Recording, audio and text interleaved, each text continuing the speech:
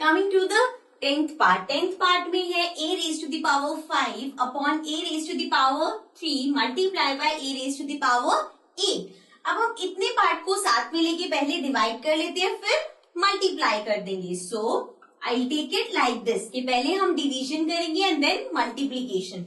सो law कौन सा use होगा? It will be a, base same है क्योंकि, so a raise to the power m divided by a raised to the power n is a m minus n।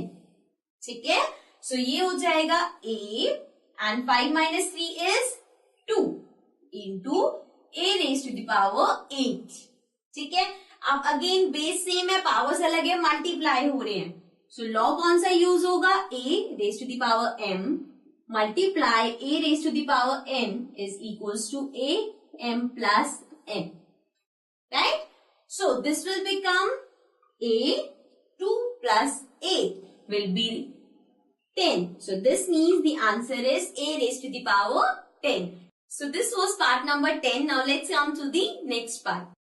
Now coming to the 11th part. 11th part में है 4 raised to the power 5, a raised to the power 8, b raised to the power 3 upon 4 raised to the power 5, a raised to the power 5 and b raised to the power 2.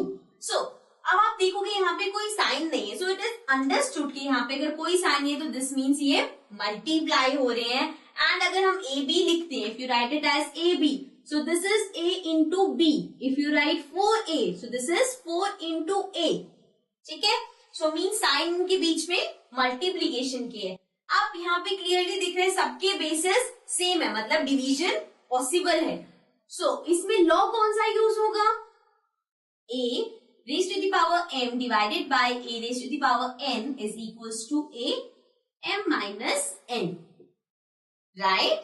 So ये हो जाएगा, सबसे पहले 4 लेते हैं तो 4, 5 minus 5 multiply by a, 8 minus 5 multiply by b, 3 minus 2। okay? अब इसको सॉल्व करते हैं। So this will be 4, 5 minus 5 is 4 raised to the power 0 multiply by 8. 8 minus 5 is 3. So a raised to the power 3 multiply by b raised to the power 3 minus 2 is 1.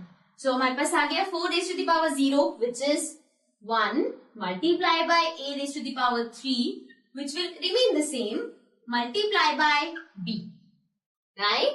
Because b raised to the power 1 we can write it as b also.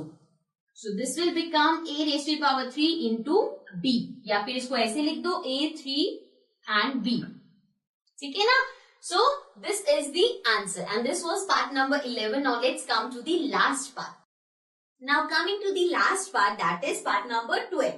So 2 raised to the power 3 into 2 and whole square means whole की power 2 है। सबसे पहले जो अंदर वाला है उसको solve कर देते हैं, बिकॉज बेस सेम है and powers we can see they are different. So हम क्या यूज करेंगे?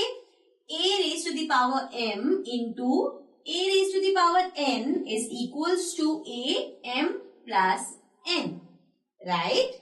सो ये हो जाएगा 2 and 3 plus 1 is 4। So 2 raise to the power 4 और पूरे का स्क्वायर है, पूरे के ऊपर पावर 2 है। अब यहाँ पे हम यूज करेंगे, ये क्या है? Power of power. So this means a raise to the power m raise to the power n is equals to a m into n, right? So ये हो जाएगा 2 m इंटू n, 4 इंटू 2 हो जाएगा। सो 4 2 जा 8। This means 2 raise to the power 8 is the answer. And this was the last part of question number 2, exercise 13.2. With this we complete our question number 2. Now let's come to the next question.